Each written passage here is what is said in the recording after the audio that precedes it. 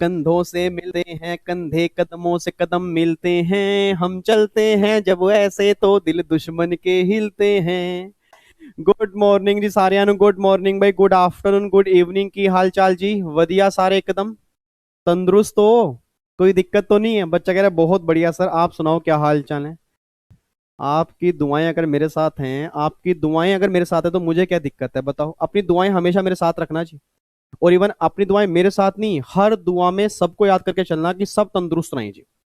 ठीक है, सब तंदुरुस्त रहें, सब बढ़िया रहें, मेरी फैमिली बढ़िया रहे, आपकी फैमिली बढ़िया रहे, आपके परिवार बढ़िया हो, सबके परिवार बढ़िया हो। और हमें क्या चाहिए? बच्चा कह रहा है ओ माय गॉड सर, आप बहुत खुश लग रहे हो आज। क्या चक्कर है सर आज? इस खुशी के पीछे का राज क्या है? खुशी के पीछे का राज ये है कि जो तुम पार्टिसिपेट कर रहे हो ना हर रिवीजन क्लास में, आप मानोगे नहीं, इस बार मैं इतना खुश हूं ना आपकी रिवीजन क्लास लेके।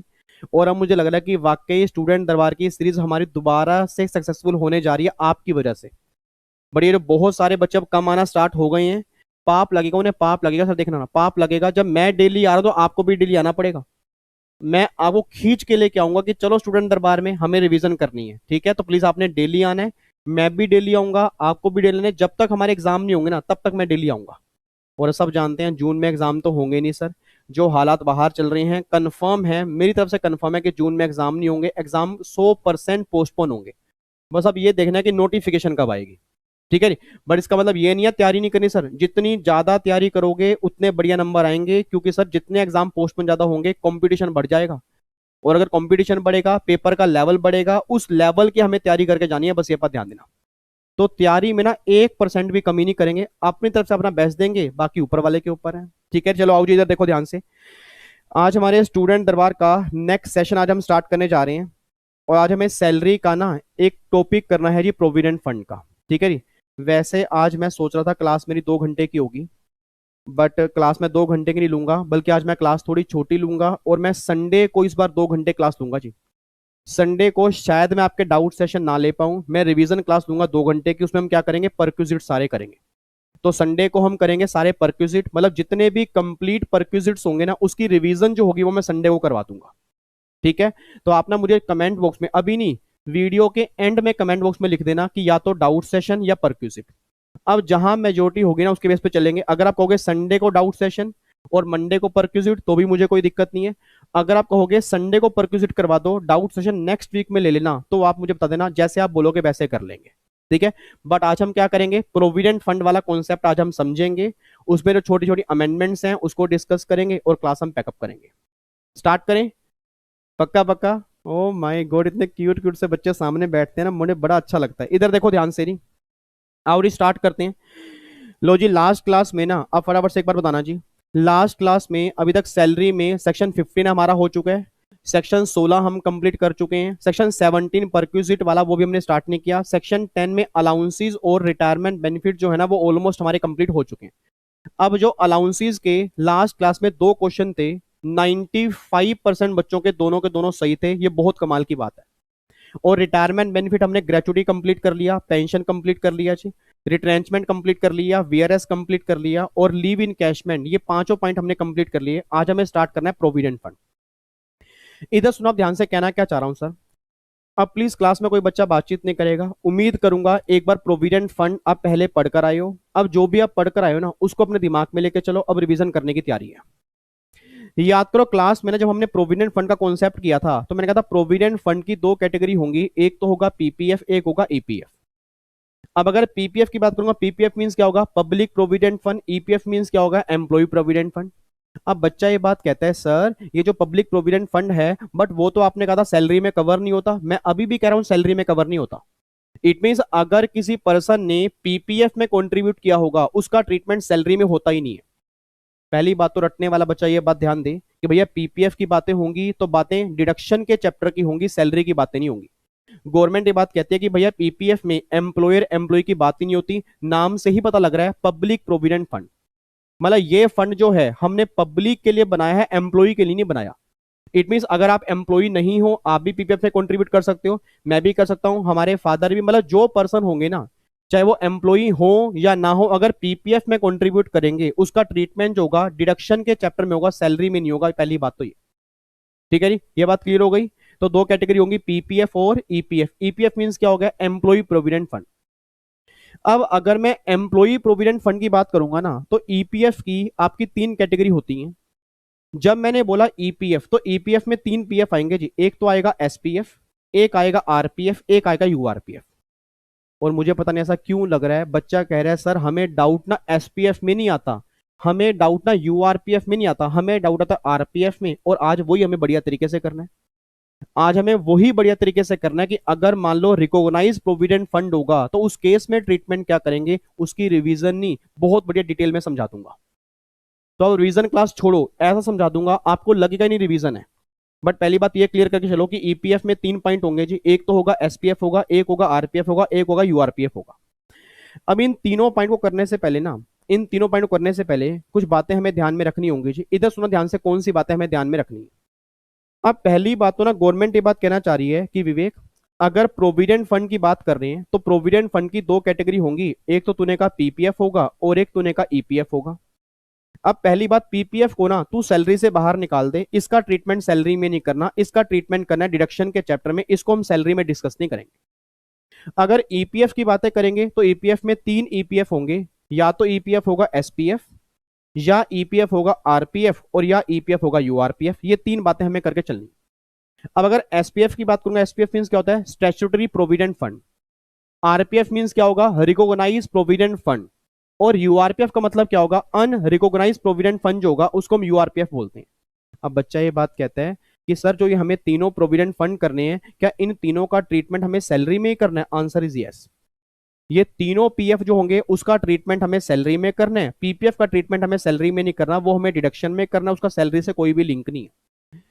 अब जो हमें तीन पीएफ आज हमें समझने हैं, एक तो समझना है एसपीएफ, एक समझना है आरपीएफ, एक समझना है यूआरपीएफ। इन तीनों का ना पहले कॉन्सेप्ट समझो। ये तीनों कॉन्सेप्ट अगर समझ में आ जाएंगे, ये तीनों पीएफ में कुछ भी नहीं है।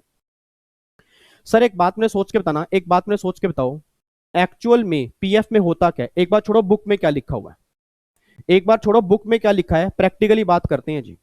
सामने मेरे एक बच्चा बैठा है, नाम है राहुल, एक बच्चा है इशिता, एक बच्चा है कोमल, एक बच्ची है दृष्टि, एक बच्ची है हर्षिता, और बाकी बहुत सारे बच्चे सामने बैठे हैं। उन सबसे मेरा क्वेश्चन है, एक बात मैंने सोच के बताना, पीएफ को प्रैक्टिकली समझो जी। पीएफ में प्रैक्टिकली होता क्या है?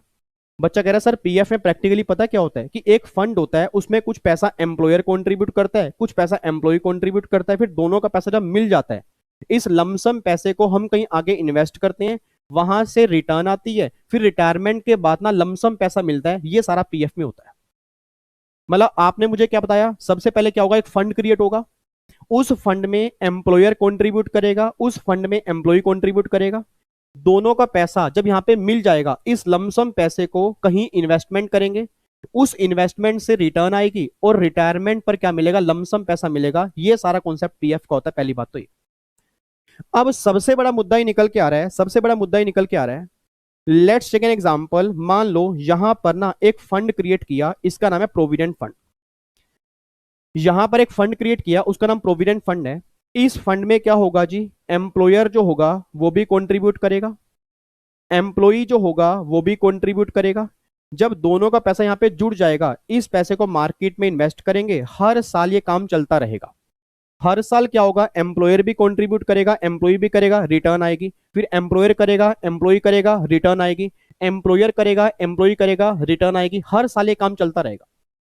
और जब इस एम्प्लॉय की रिटायरमेंट होगी तो लमसम पैसा इस एम्प्लॉय को रिटायरमेंट के बाद मिलेगा। उस पैसे को हम बोलते हैं एक्चुअल प्रोविडेंट फंड, मतलब accumulate provident fund. It means पूरे पीएफ के कॉन्सेप्ट में चार पॉइंट आ रहे हैं जी। चार पॉइंट क्या निकल के आ रहे हैं कि एम्प्लॉयर कंट्रीब्यूशन, एम्प्लॉय कंट्रीब्यूशन, उस पैसे पर जो इंटरेस्ट होगा उसका ट्रीटमेंट क्या होगा, और जो रिटायरमेंट के बाद पैसा मिलेगा उसका ट्रीटमेंट क्या होगा। अब पहली बात तो मेरी फैमिली का बच्चा ये समझ ले, जब सैलरी की पहली रिवीजन क्लास थी उसमें मैंने क्लियर कर दिया था जी कि सैलरी की जो चैप्टर होगा, सैलरी में सिंगल सिंगल प्रोविजन जो होगा ना, वो एम्प्लॉय के हाथ में एप्लीकेबल होंगे, एम्प्लॉयर के हाथ में एप्लीकेबल नहीं होंगे। अब सबसे बड़ा क्वेश्चन ये निकल के आ रहा है कि मेरी फैमिली के जितने बच्चे मेरे सामने बैठे हैं, मान लो आपके फादर किसी कंपनी में एम्प्लॉई हैं, तो आपके फादर किसी कंपनी में एम्प्लॉई हैं, तो आपके फादर ने आपके एम्प्लॉयर से बोला कि एक पीएफ हमें बनाना है, उस पीएफ में मैं भी कंट्रीब्यूट करूंगा, आप भी कंट्रीब्यूट करोगे, जो पैसा होगा उसको इन्वेस्ट कर देंगे, वहां से रिटर्न आएगी, और जब मैं रिटायरमेंट लूंगा उसमें लमसम पेमेंट मुझे कर देना, वो मेरा एक्यूमुलेट प्रोविडेंट फंड होगा। तो एम्प्लॉयर ने कहा ठीक है जी। अब जब एम्प्लॉयर ने बोला कि तुम्हारे पीएफ में मैं भी कंट्रीब्यूट करूंगा, मेरा पूरी क्लास से क्वेश्चन है जी, अब अगर एम्प्लॉई के प्रोविडेंट फंड में एम्प्लॉयर भी कंट्रीब्यूट करेगा तो क्या वो पैसा एम्प्लॉई का ही होगा या एम्प्लॉयर का होगा? पहला क्वेश्चन वो एम्प्लॉई का होगा। मतलब अपने दिमाग में एक बात लेके चलो कि जो भी पीएफ एम्प्लॉई का होता है उसमें खुद का कंट्रीब्यूशन तो होता है। अगर एम्प्लॉयर एम्प्लॉई के पीएफ में कंट्रीब्यूट करेगा तो वो पैसा भी जो होगा वो एम्प्लॉई का ही होगा। और फिर जब इस पैसे को मार्केट में इन्वेस्ट करेंगे, उस इन्वेस्टमेंट पर जो भी रिटर्न आएगी, रिटर्न किसकी होगी? एम्प्लॉई की होगी। और जो लमसम पैसा मैच्योरिटी पर मिलेगा वो सारा पैसा भी किसका होगा? एम्प्लॉई का होगा। तो पहली बात तो ये तो क्लियर हो गया कि पीएफ में जो पैसा होगा वो मिलना एम्प्लॉई को ही है, एम्प्लॉयर को नहीं मिलना। ये बात तो क्लियर हो गई। अब जब ये पैसा एम्प्लॉई को मिलना है तो इनकम किसके हाथ में है? एम्प्लॉई के हाथ में। तो एम्प्लॉई के हाथ में ट्रीटमेंट क्या करेंगे, वो सारी बातें आज हमें पढ़नी है। मतलब पहली बात तो ये अपने दिमाग में डालो जी, अगर पीएफ का पैसा एम्प्लॉई के हाथ में मिलना है तो उसके हाथ में टैक्सेबिलिटी क्या होगी, वो सारी बातें आज हमें समझनी है। अब गवर्नमेंट कहते हैं विवेक कि देख, तुझे अपने बच्चों को, तुझे फैमिली के बच्चों को अगर पीएफ का ट्रीटमेंट समझाना है ना, तो उन्हें पहले तो ये बता दे कि पीएफ की 3 कैटेगरी सैलरी में कवर होती हैं। एक तो होता है एसपीएफ, एक होता है आरपीएफ, और एक होता है यूआरपीएफ। ये 3 कैटेगरी होती है। अब इन 3 कैटेगरी में जो एसपीएफ है उसमें तो कुछ भी नहीं है। एसपीएफ नॉर्मली कब होता है? याद करो, मैंने क्लास में कहा था नहीं, जो गवर्नमेंट ऑर्गेनाइजेशन के एम्प्लॉय होते हैं, जो गवर्नमेंट डिपार्टमेंट के एम्प्लॉय होते हैं, उस केस में नॉर्मली क्या बनता है? एसपीएफ बनता है। अब अगर एसपीएफ बनेगा उस केस में ट्रीटमेंट क्या होगा, वो देखो रही क्या है जी। इधर देखो ध्यान से, मैं कहना क्या चाह रहा हूं। अब यहां पे एक बार चेक करना, सबसे पहला केस हमारा क्या निकल के आ रहा है जी? एसपीएफ की बात होने जा रही है। डायग्राम को बहुत ध्यान से देखना जी, मैं दोबारा बोलूंगा, डायग्राम को बहुत ध्यान से देखना। इस डायग्राम में सारे कॉन्सेप्ट आपके आ चुके हैं। एक बार चेक करना भी, यहाँ पे मैंने क्या लिखा हुआ है जी। यहाँ पे एक एसपीएफ मैंने क्रिएट किया, एक फंड क्रिएट किया मैंने। उस फंड में देखो जी, एम्प्लॉय भी कंट्रीब्यूट कर रहा है, उस फंड में एम्प्लॉयर भी कंट्रीब्यूट कर रहा है। ये पैसा यहाँ पर इकट्ठा हो गया, ये लमसम पैसा आ गया। इस लमसम पैसे को मार्केट में इन्वेस्ट किया, उस इन्वेस्टमेंट से कमाई इनकम, इनकम कमाई, और हर साल ये काम चलता रहा। फिर जब उसकी रिटायरमेंट हुई तो रिटायरमेंट पर लमसम पैसा एम्प्लॉय को मिल गया। अब इसका ट्रीटमेंट क्या होगा वो हमें यहाँ पे देखना है। अब सबसे पहला केस गवर्नमेंट ये बात कहती है, सबसे पहला केस गवर्नमेंट ये बात कहती है कि अगर एम्प्लॉय, ध्यान सुनना जी, अगर एम्प्लॉय एसपीएफ में खुद कंट्रीब्यूट करेगा, अगर एम्प्लॉय एसपीएफ में खुद कंट्रीब्यूट करेगा तो जो एम्प्लॉय कंट्रीब्यूशन होगा ना, वो एम्प्लॉय के हाथ में taxable but eligible for deduction under section 80C। It means exam में क्वेश्चन बन गया जी, एग्जाम में क्वेश्चन बन गया कि एम्प्लॉय कंट्रीब्यूशन इन एसपीएफ क्या भरोगे? बच्चों को समझ ही नहीं आ रहा। अगर एग्जाम में क्वेश्चन बन गया कि एम्प्लॉय कंट्रीब्यूशन इन एसपीएफ क्या करोगे सर, आप वहां पे लिख के आओगे taxable but eligible for deduction under section 80C। अब 90% बचा ना, ये बात रट तो लेता है, ये बात रट तो लेता है कि taxable but eligible for deduction under section 80C, उसका मतलब समझ में नहीं आता। इसका मतलब समझो पहले क्या, इसका मतलब क्या है। लेट्स टेक एन एग्जांपल, मान लो यहां पे एक फंड आपका है एसपीएफ। प्लीज ध्यान सुनना जी, आपको मैंने पहले भी कहा था हम रिवीजन के पॉइंट ऑफ व्यू से नहीं चलेंगे, थोड़ा सा डिटेल लेके चलूंगा ताकि जिन बच्चों को डाउट होगा क्लियर हो जाए। हाँ, अगर आपने पहले घर में डिटेल से पढ़ा हुआ है फिर तो कोई दिक्कत नहीं है, बट अगर आपने नहीं पढ़ा या आज तक समझ में नहीं आया तो पूरी कोशिश होगी आपको समझाने की। इधर सुना ध्यान से, कहना क्या चाह रहा हूं, मान लो एसपीएफ है, एक एम्प्लॉय की ना, एक एम्प्लॉय की बेसिक सैलरी है 1 लाख रुपए की बेसिक सैलरी है। उस 1 लाख में से उसने 10,000 पे एसपीएफ में डाल दिया। अब जब उसने 10,000 पे एफपीएफ में डाला तो उसकी सैलरी कितनी बच गई? 90,000 बच गई। अब उसके हाथ में 90,000 पे, उसके हाथ में 90,000 पे, मतलब वैसे सैलरी 1 लाख थी, उसमें 10,000 पे एसपीएफ में डाल दिया, यहां पे 90,000 पे। अब सबसे पहला क्वेश्चन, जब ये एम्प्लॉय अपनी सैलरी की इनकम शो करेगा तो क्या वो 90,000 शो करेगा या 10,000 पे ऐड करके 1 लाख शो करेगा?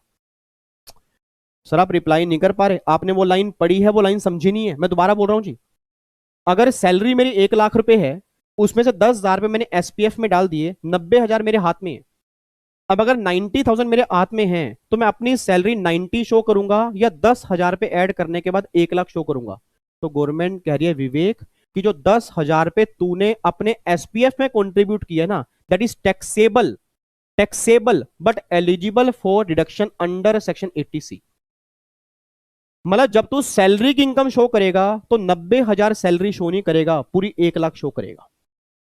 मतलब वो 10,000 पे कंट्रीब्यूशन तेरी सैलरी की इनकम में ऐड होगा, बट ऐड होने के बाद जब तेरी ग्रोस टोटल इनकम निकल जाएगी 80C में तू 10,000 रुपए की डिडक्शन क्लेम कर लियो, हमें कोई दिक्कत नहीं है। अब एक बच्चा है, क्या नाम है आपका? नाम क्या आपका? राहुल। राहुल कहता है सर मुझे तो ये समझ नहीं आ रहा, ये आज भी नहीं आ रहा, उस दिन क्लास के अंदर भी नहीं आया था और कभी भी नहीं आया।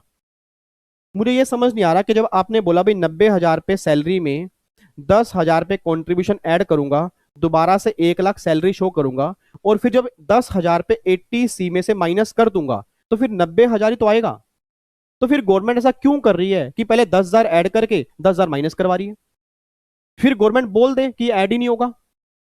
भाई जब गवर्नमेंट 10,000 पे पहले ऐड करके 80C के डिडक्शन में से अगर 10,000 माइनस करवाएगी तो 90 ही तो बचेगा। अगर सैलरी एक्चुअल में दिखानी ही 90 है तो फिर गवर्नमेंट 1 लाख दिखा के फिर 10,000 माइनस क्यों करवा रही है?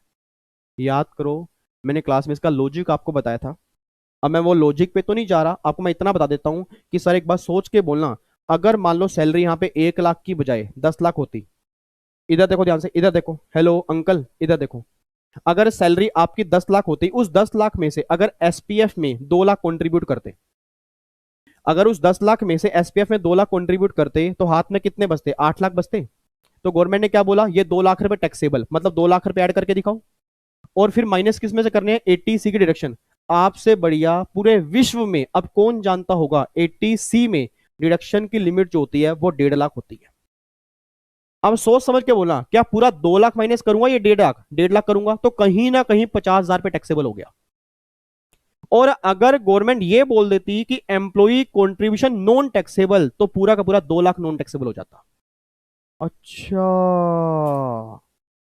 हाँ सर याद आ गया, 80C में तो लिमिट होती है, और अगर 80C में लिमिट होती है वो लिमिट होती है 1.5 लाख, और 80C की कंप्लीट लिमिट 1.5 लाख होती है। अब सोच के बोलना सर, सोच के बोलना, अगर मेरी 1.5 लाख रुपए की लिमिट, अगर मेरी 1.5 लाख रुपए की लिमिट पूरी खत्म हो चुकी है तो मैंने ऊपर 2 लाख रुपए ऐड किया है तो 50,000 तो टैक्सेबल हो गई ना। तो सर बिना बात की रटने वाली बातें मत करना, समझने वाली बातें करना। एग्जाम में अगर क्वेश्चन बनेगा कि अगर एम्प्लॉई ने एसपीएफ में कंट्रीब्यूशन किया तो क्या ट्रीटमेंट करोगे? आप लिख के आओगे taxable but eligible for deduction under section 80C। और दूसरा, दूसरा सुनो मेरे से, अब दूसरा लॉजिक सुनो। दूसरा लॉजिक क्या है, एक बात सोच के बोलना जी। मन करता है कि आपको बिठा के ना भाइयों की तरह समझाऊं, और जो गर्ल्स हैं उनको बहनों की तरह समझाऊं, जैसे छोटे भाई बहन होते हैं ना उनको समझाऊं। अब पता नहीं वो मेरे को भाई बहन मानते नहीं मानते, बट मैं तो मानता हूं, क्योंकि अगर मेरा छोटे भाई और छोटी बहन सीएस कर रहे होते, मैं उनको ऐसे समझाता जैसे आपको समझा रहा हूं। इधर सुनो ध्यान से, अब दूसरा लॉजिक सुनो। अब दूसरा लॉजिक ये निकल के आ रहा है, मान लो ये एसपीएफ है, प्लीज ध्यान सुनो, ये एसपीएफ है। अब इस एसपीएफ में एम्प्लॉय की सैलरी मान लो 10 लाख रुपए है, एम्प्लॉय की सैलरी 10 लाख रुपए है, उसमें उसने 2 लाख रुपए एसपीएफ में डाल दिए, हाथ में कितने बचे? 8 लाख बचे। तो गवर्नमेंट ने क्या बोला, सैलरी 8 लाख दिखाओगे या 10 लाख दिखाओगे? 10 लाख दिखाओगे, मतलब तुम्हें 8 लाख में ये 2 लाख रुपए ऐड करने हैं और सैलरी दिखानी है 10 लाख। फिर जब तुम्हारी ग्रोस टोटल इनकम निकल के आ जाएगी तो 80C में 1.5 लाख माइनस कर देना, बैलेंस कितना बचेगा? 8.5 लाख बचेगा। अब सोच के बोलना, अगर ये क्वेश्चन मेरे एग्जाम में आ जाता और वो कहता सैलरी की इनकम कितनी है, वो कहता सैलरी की इनकम कितनी है, तो सैलरी की इनकम गलती से भी 8.5 लाख मत बोल देना, सैलरी की इनकम 10 लाख है। सर उसने टोटल इनकम नहीं मांगा। जो बच्चे कहते हैं ना सर क्वेश्चन किए थे 80, क्वेश्चन किए थे 90, नंबर आए 30, वो क्वेश्चन ध्यान से नहीं पढ़ते, वो क्वेश्चन ध्यान से पढ़ते ही नहीं, वो नालायक बच्चे होते हैं जी। वो क्वेश्चन में कह रहा है टैक्सेबल सैलरी बताओ, बच्चा कह रहा है मैं टैक्सेबल इनकम निकाल के बताऊंगा। देखो एक बच्चा कह रहा है ना, कह रहा है क्या फर्क पड़ेगा? सर फर्क पड़ेगा, टैक्सेबल सैलरी निकालते हुए एक्सटर्नल डिडक्शन माइनस नहीं करते, और 80C जो होती है वो एक्सटर्नल डिडक्शन होती है। तो मेरे बच्चे, मेरे नोनू, मेरे सोनू, मेरे बैंगनी, मेरे मेहरून, मेरे पिंक कलर के बच्चे, अगर क्वेश्चन में उसने टैक्सेबल इनकम मांगी होगी फिर 80C माइनस करके आना, अगर सैलरी मांगी होगी तो 80C माइनस मत करके आना। ये सर बातें ना छोटी छोटी होती हैं, एग्जाम में बच्चा भूल जाता है, उसको फिर लगता है यार विवेक सर ना स्टूडेंट दरबार के अंदर बोलते तो सही थे, हमने वो अटेंड नहीं किए थे बस, क्योंकि हम महाज्ञानी बन गए थे, ओवर कॉन्फिडेंस आ गया था, हमें तो सारा आता है। मतलब कमाल की बात देखो, बच्चा 1-1.5 घंटा एक टीचर फ्री में पढ़ाने के लिए यूट्यूब पे आ रहा है, पूरी फैमिली मान के आपको आ रहा है, उसके बावजूद बच्चा यहाँ के नहीं बैठता। ये कमाल की बात देख लो इतिहास की। हमारे टाइम में सर ऐसी रिवीजन क्लास होती है ना, कम से कम सही बता रहा हूँ हर पेपर में कमाल कर देता मैं। और आपको इतनी बढ़िया रिवीजन क्लास मिल रही है तो भी बच्चे देखने के लिए नहीं आते। अब सोच के बोला, मैंने क्या बोला, क्वेश्चन में फर्क क्या जी, क्वेश्चन में फर्क क्या निकल के आएगा, अगर वो टैक्सेबल सैलरी बोलेगा तो बात अलग होगी, अगर वो टैक्सेबल इनकम बोलेगा तो बात अलग होगी।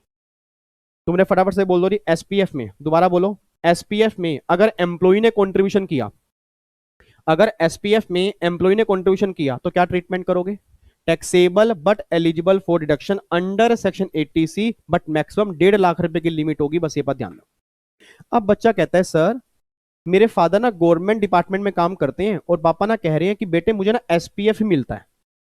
अब अगर एसपीएफ में मैंने खुद कंट्रीब्यूट किया, वो तूने बता दिया कि भैया टैक्सेबल होगा बट 80C में अलाउड हो जाएगा, बट उस एसपीएफ में एम्प्लॉयर भी कंट्रीब्यूट करता है। अब जो पैसा एम्प्लॉयर ने कंट्रीब्यूट किया उसके कंट्रीब्यूशन का मेरे हाथ में ट्रीटमेंट क्या होगा, मैं कहा अंकल नॉन टैक्सेबल। आपके हाथ में कोई भी ट्रीटमेंट नहीं होगा, आपके हाथ में टैक्सेबिलिटी होगी नहीं। अब बच्चा कहता है सर ऐसा गवर्नमेंट ने क्यों किया, इसका लॉजिक साफ क्लियर है।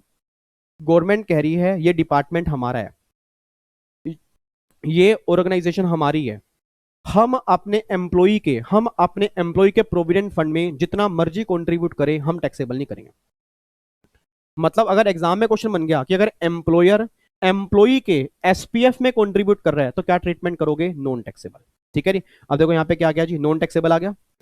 अब यहाँ पे पैसा इकट्ठा हो गया, इस पैसे को मार्केट में इन्वेस्ट किया, इन्वेस्टमेंट करने से जो भी इनकम निकल के आएगी, गवर्नमेंट कह रही है वो इनकम भी एग्जम्प्ट होगी, एम्प्लॉय के हाथ में टैक्सेबल नहीं होगी। और इवन कमाल की बात देखो, जो लमसम पैसा एम्प्लॉय को मिलेगा वो भी सारा एग्जम्प्ट होगा। तो मेरी क्लास में बैठा हुआ हर बच्चा एसपीएफ को याद पता कैसे करेगा, एसपीएफ को याद पता कैसे करोगे, ई ई ई, 3 E कैसे, एग्जम्प्ट एग्जम्प्ट एग्जम्प्ट। मेरे पीछे बोलो, एग्जम्प्ट एग्जम्प्ट एग्जम्प्ट, एक बार और बोलो, एग्जम्प्ट एग्जम्प्ट एग्जम्प्ट। कैसे एग्जम्प्ट जी, एम्प्लॉयर कंट्रीब्यूशन एग्जम्प्ट, जो इन्वेस्टमेंट पे इनकम आएगी एग्जम्प्ट, मैच्योरिटी पर पैसा मिलेगा एग्जम्प्ट, बट हाँ जो एम्प्लॉय कंट्रीब्यूशन है पहले वो टैक्सेबल होगा, फिर 80C में उसकी डिडक्शन मिल जाएगी। ये ट्रीटमेंट हम करेंगे। तो बताओ एसपीएफ में तो कुछ भी नहीं है। अगर एग्जाम में एमसीक्यू क्वेश्चन बन जाता है, और इवन बन नहीं जाता, कई बार एग्जाम के अंदर बना है, बच्चा फिर भी इतने गिरे हुए कॉन्सेप्ट के अंदर भी बच्चा गलती करके आता है, उसको पता ही नहीं करना क्या। तो मेरी फैमिली का हर बच्चा ध्यान दे, अगर क्वेश्चन में एम्प्लॉयर लिखा होगा, एम्प्लॉयर कंट्रीब्यूशन, तो आप लिख के आओगे एग्जम्प्ट, मतलब नॉन टैक्सेबल। अगर वहां लिखा होगा इनकम आई है इन्वेस्टमेंट से, तो भी एग्जम्प्ट लिख के आओगे। अगर लिखा होगा मैच्योरिटी पर, रिटायरमेंट पर पैसा मिला एसपीएफ का, तो भी एग्जम्प्ट है। हाँ अगर एम्प्लॉय कंट्रीब्यूशन लिखा होगा then taxable but eligible for deduction under section 80C। ठीक है, तो ये सारी बातें आपकी एसपीएफ में निकल के आ रही हैं। उम्मीद करूंगा एसपीएफ में कोई डाउट वैसे होना नहीं चाहिए, बिल्कुल बच्चों वाली बातें हैं, बिल्कुल बच्चों वाली बातें। बस ये समझना है कि भैया एम्प्लॉय के हाथ में एक बार टैक्सेबल होगा, बट बाकी सबके हाथ में, मतलब जो बाकी सब कुछ केस होगा ना उसमें सब में एग्जम्प्ट है। एम्प्लॉयर कंट्रीब्यूट करेगा एसपीएफ में, मेरे हाथ में एग्जम्प्ट है। इंटरेस्ट जो इनकम जो मुझे मिलेगी मेरे हाथ में एग्जम्प्ट है। और जो पैसा रिटायरमेंट पर लमसम मिलेगा वो सारा पैसा भी मेरे हाथ में एग्जम्प्ट होगा, प्रोवाइडेड वो पैसा किसका होगा, एसपीएफ का होगा जी। ये बात क्लियर है जी। लो ये हमारा एसपीएफ था जी। अब जो सबसे मेन गेम स्टार्ट होती है ना, वो गेम स्टार्ट होती है आरपीएफ की। इधर सुना, मैं ध्यान से कहना क्या चाह रहा हूं, अब प्लीज ध्यान सुनना जी। अब अगर मैं आरपीएफ की बात करता हूं, ये आरपीएफ का ये डायग्राम जी आपके सामने है। इस आरपीएफ के कॉन्सेप्ट को समझाने के लिए आपको मुझे देखना होगा, मेरी बातों को सुनना होगा, मेरी बातों को समझना होगा। और जो इस बार इनकम टैक्स में अमेंडमेंट्स आई हैं फाइनेंस एक्ट 20 में, वो इस कॉन्सेप्ट के अंदर थोड़ी सी अमेंडमेंट आई है। इधर सुनो ध्यान से, पहले समझो आरपीएफ का मतलब क्या है। आरपीएफ का मतलब भी ना, आरपीएफ का मतलब भी सेम निकल के आता है। जैसे मान लो यहां पे ये रिकॉग्नाइज प्रोविडेंट फंड है, आरपीएफ है। अच्छा आरपीएफ किस के अंदर मिलेगा, जो गवर्नमेंट की ऑर्गेनाइजेशन नहीं है बट जो गवर्नमेंट अप्रूव कंपनी होती है, उस केस में नॉर्मली क्या मिलता है, आरपीएफ मिलता है। मेरे ख्याल से इतने बच्चे मेरे सामने बैठे हैं, उनमें मेजर बच्चे ऐसे होंगे जिनके फादर अगर गवर्नमेंट कंपनी में काम करते होंगे या गवर्नमेंट अप्रूव कंपनी में काम करते होंगे, उनको आरपीएफ मिलता होगा। अब अगर आपके फादर को आरपीएफ मिल रहा है तो आपके फादर के हाथ में ट्रीटमेंट क्या होगा, आज हम डिस्कस करने जा रहे हैं और उसकी रिवीजन करने जा रहे हैं। अभी आपके सामने आरपीएफ है, मान लो यहां पे है एम्प्लॉयर, ये है एम्प्लॉय, इसने इसमें कंट्रीब्यूट किया, इसने इसमें कंट्रीब्यूट किया। जब दोनों का पैसा यहां पे इकट्ठा हो गया, इस पैसे को मार्केट में इन्वेस्ट किया, इस इन्वेस्टमेंट पर इनकम आई और हर साल ये काम चलता रहा। फिर जब इस एम्प्लॉय की रिटायरमेंट हो गई तो लमसम पैसा इस एम्प्लॉय को मिल गया जी। अब इसके हाथ में ट्रीटमेंट क्या करना है ये बताना है। मतलब जो 4 क्वेश्चन हमने एसपीएफ में किए थे वही सेम 4 क्वेश्चन आरपीएफ के अंदर भी आएंगे। अब सबसे पहला क्वेश्चन, अगर एम्प्लॉई आरपीएफ में खुद कंट्रीब्यूट करेगा उसका ट्रीटमेंट क्या होगा। अब गवर्नमेंट ये बात बोलती है विवेक, अगर एम्प्लॉई ने, ध्यान सुन, अगर एम्प्लॉई ने, मान लो मैं एम्प्लॉई हूं, मेरा आरपीएफ है, अगर मैंने आरपीएफ में अपना खुद पैसा कंट्रीब्यूट किया तो गवर्नमेंट कहती है वही सेम ट्रीटमेंट करो जो एसपीएफ में किया था। मतलब employee contribution in RPF taxable but eligible for deduction. Employee contribution in RPF taxable but eligible for deduction, इसमें कोई दिक्कत नहीं है। जो आपने आरपीएफ में किया, मतलब जो आपने एसपीएफ में किया वही सेम आरपीएफ में। एम्प्लॉई वाले केस में कोई चेंज नहीं है। मेन गेम तो है अगर एम्प्लॉयर एम्प्लॉई के आरपीएफ में कंट्रीब्यूट करेगा उसका ट्रीटमेंट क्या होगा।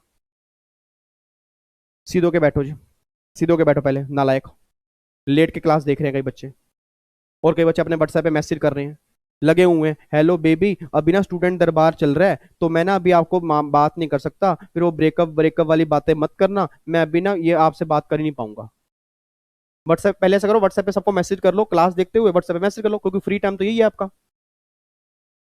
मतलब मैं जितना आपको गुस्सा होता हूं ना उतना फिर और मेरे को तंग करते हो। मैं कह रहा हूं ध्यान सुनो, बच्चा कह रहा है हम नहीं सुनेंगे, इधर सुनो ध्यान से, अब ध्यान सुनना जी। मैं कह रहा हूं यहाँ पे अमेंडमेंट आई है, यहाँ कॉन्सेप्ट ऐसे आप एग्जाम में गलती करके आओगे, मैं नहीं चाहता आप एग्जाम में गलती करके आओ। इधर सुनो, ध्यान से, कहना क्या चाह रहा हूं। अब अगर एम्प्लॉयर ने एम्प्लॉई के आरपीएफ में कंट्रीब्यूशन किया उसका ट्रीटमेंट क्या होगा वो हमें देखना है। अच्छा, अगर एम्प्लॉयर एम्प्लॉई के एसपीएफ में कंट्रीब्यूट करता फिर क्या था, नॉन टैक्सेबल। अगर एम्प्लॉयर एम्प्लॉई के एसपीएफ में कंट्रीब्यूट करता फिर नॉन टैक्सेबल था।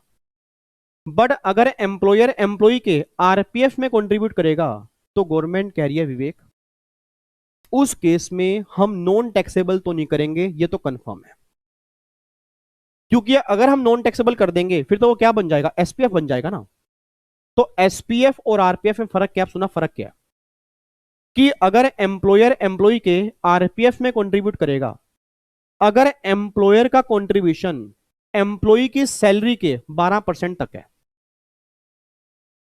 अगर एम्प्लॉयर ने एम्प्लॉई के आरपीएफ में जो कंट्रीब्यूट किया अगर एम्प्लॉई की सैलरी के 12% तक है फिर तो एम्प्लॉई के हाथ में एग्जम्प्ट है, कोई दिक्कत वाली बात नहीं है। बट अगर एम्प्लॉयर कंट्रीब्यूशन एम्प्लॉई की सैलरी के 12% से ज्यादा है तो जितना 12% से ऊपर होगा वो एम्प्लॉई के हाथ में टैक्सेबल हो जाएगा। सर एक बार दोबारा प्लीज, एक बार दोबारा, यही पॉइंट तो हमें क्लास में समझ नहीं आता, और यहां अगर यहां भी समझ में नहीं आया ना फिर हम कहां समझेंगे। एक बार नहीं, कई बार दोबारा। सबसे पहली बात मैं क्या बता रहा हूं जी, अगर एम्प्लॉयर ने एम्प्लॉई के आरपीएफ में कंट्रीब्यूशन किया तो क्या होगा। मान लो आप एम्प्लॉय हो, मैं एम्प्लॉयर हूं, अगर आप बुरा नहीं मानते तो आप एम्प्लॉय हो, मैं एम्प्लॉयर हूं, आपने अपने आरपीएफ में कंट्रीब्यूशन किया, आपके हाथ में taxable but eligible for deduction. अब अगर मैंने आपके आरपीएफ में कंट्रीब्यूशन किया, ठीक है जी, अगर मैंने आपके रिकॉग्नाइज प्रोविडेंट फंड में कंट्रीब्यूशन किया तो गवर्नमेंट कह रही है विवेक अगर तूने अपने एम्प्लॉय के आरपीएफ में कंट्रीब्यूशन किया, अगर तेरा कंट्रीब्यूशन उसकी सैलरी के 12% तक है, अगर एम्प्लॉयर कंट्रीब्यूशन एम्प्लॉय की सैलरी के 12% तक है फिर तो कोई दिक्कत नहीं। बट जैसे ही कंट्रीब्यूशन 12% से ऊपर होगा तो एक्सेस पोर्शन जो होगा वो एम्प्लॉय के हाथ में टैक्सेबल हो जाएगा। एक बच्चा कहता है अच्छा समझ आ गया, समझ आ गया। मतलब इसका मतलब आप ये कहना चाह रहे हो कि जो एम्प्लॉयर है वो एम्प्लॉय के आरपीएफ में 12% तक ही कंट्रीब्यूशन कर सकता है। इधर आओ, कान पकड़ाओ अपना, कान पकड़ाओ, कान पकड़ाओ नालायक अपना। मैंने ये कहा है सर, मैंने ये कब कहा है? मैंने ये कहा है कि एम्प्लॉयर एम्प्लॉय के आरपीएफ में मेरी बला से जितना मर्जी कंट्रीब्यूट करे। सर मैंने कंट्रीब्यूशन कितना करेगा वो लिमिट नहीं बताई। मैंने ये कहा है एम्प्लॉयर एम्प्लॉय के आरपीएफ में मेरी तरफ से जितना मर्जी कंट्रीब्यूट करे, बट अगर 12% से ऊपर करेगा तो एम्प्लॉय के हाथ में टैक्सेबल हो जाएगा। ओ, अब समझ आ गया सर। मतलब आप ये कहना चाह रहे हो ना कि अगर एम्प्लॉयर ने, मतलब अगर मेरे बाबूजी ने, मेरे मालिक ने अगर मेरे आरपीएफ में 20% कंट्रीब्यूशन किया तो 12 एग्जम्प्ट है, 8% टैक्सेबल। मैं कहा यस, मैं ये बात कहना चाह रहा हूं। मैं ये नहीं कहना चाह रहा कि हमारे बाबूजी हमारे आरपीएफ में 12 ही कंट्रीब्यूट करेंगे। मैं ये कहना चाह रहा हूं वो जितना मर्जी कंट्रीब्यूशन करें, बट अगर उनका कंट्रीब्यूशन मेरी सैलरी के 12% से ऊपर होगा तो मेरे हाथ में टैक्सेबल हो जाएगा।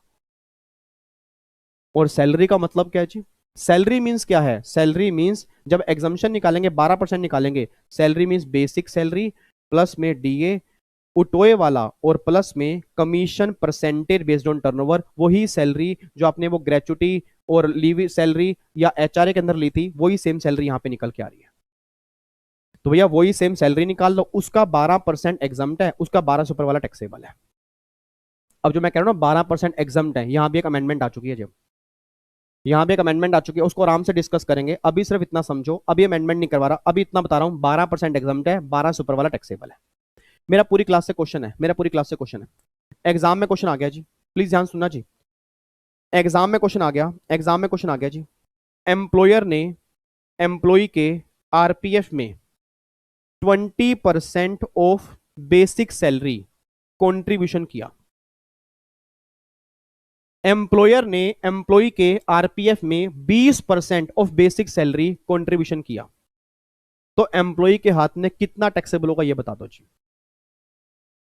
हर बच्चा चैट बॉक्स में आंसर देगा जी। अगर एम्प्लॉयर ने एम्प्लॉय की आरपीएफ में 20% ऑफ बेसिक सैलरी कंट्रीब्यूशन किया तो एम्प्लॉय के हाथ में टैक्सेबल कितना होगा? बताओ जी कितना होगा जी। हाँ वेरी गुड, बच्चा कह रहा है 8%, 8%, 8%, 8%, 8%। ये सब नालायक बच्चे हैं,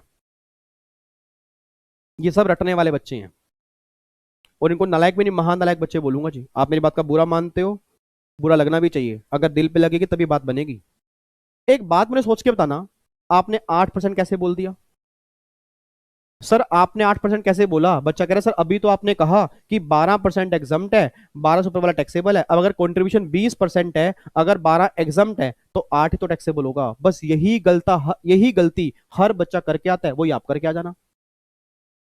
सर मैंने क्या बोला था? मैंने क्या बोला कि अगर एम्प्लॉयर एम्प्लॉय की आरपीएफ में कंट्रीब्यूशन करेगा तो एग्जम्प्ट होगा 12% ऑफ सैलरी, बट जो एम्प्लॉयर ने कंट्रीब्यूशन किया वो 20% ऑफ बेसिक सैलरी है।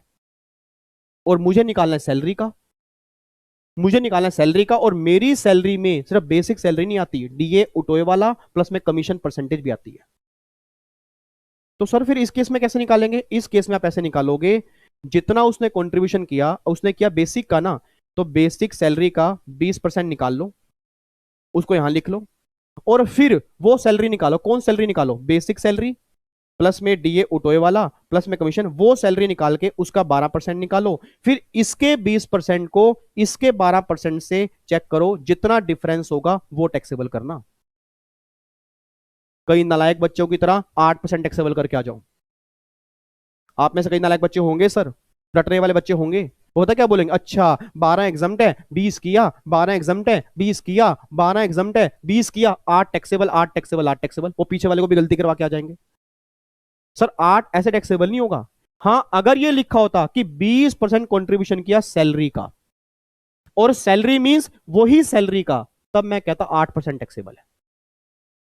बट जब उसने कंट्रीब्यूशन ही बेसिक का किया तो बेसिक सैलरी का 20% कितना आएगा और उस सैलरी का 12% कितना आएगा, क्या पता अलग आए? तो जो डिफरेंस होगा तब टैक्सेबल होगा। अब इसके प्रैक्टिकल क्वेश्चन हमने कई सारे क्लास में किए थे जी। इस पॉइंट के ऊपर मैंने बहुत जोर लगाया था, मुझे याद है अभी तक बहुत जोर मैंने लगाया था अपनी रेगुलर बैच के अंदर। और मैं यहां पे अभी भी कोशिश कर रहा हूं कि एकदम पूरी फास्ट ना चलूं, आराम से समझाऊं, ताकि मेरी फैमिली के जो बच्चे सेल्फ स्टडी कर रहे हैं कम से कम उनको थोड़ा ज्ञान हो जाए कि भैया रटने वाला बच्चा ये ध्यान दे कि 12% और 20% का मतलब ये नहीं है आर टैक्सेबल। उसने कंट्रीब्यूशन किस सैलरी का किया वो भी देखो, और हमें एग्जम्पशन किस सैलरी की निकालनी है वो भी आप देख के चलो। मैं एक लाइन बोलूंगा जी, लिख लेना जी। मैं एक लाइन बोलूंगा, आपके बहुत काम की होगी, अगर लिखना चाहते हो लिख लेना जी। अब लिखना जी। आरपीएफ का लो ये बात कहता है, आरपीएफ का लो ये बात कहता है कि मेरी बला से एम्प्लॉयर एम्प्लॉय के आरपीएफ में, मेरी बला से एम्प्लॉयर एम्प्लॉय के आरपीएफ में जितना मर्जी कंट्रीब्यूट करे, मेरी बला से एम्प्लॉयर एम्प्लॉय के आरपीएफ में जितना मर्जी कंट्रीब्यूट करे, किसी भी सैलरी का करे, बट जब एग्जम्पशन निकालने की बात होगी ना तो 12% ऑफ सैलरी लेंगे, और salary means basic plus DA उठोए वाला plus commission percent based on turnover. Sir बाबूजी ने कंट्रीब्यूशन किया 25%, कोई दिक्कत नहीं। सर 30 किया कोई दिक्कत नहीं, 40 किया कोई दिक्कत नहीं, 50 किया कोई दिक्कत नहीं, मेरी बला 100% कर दो।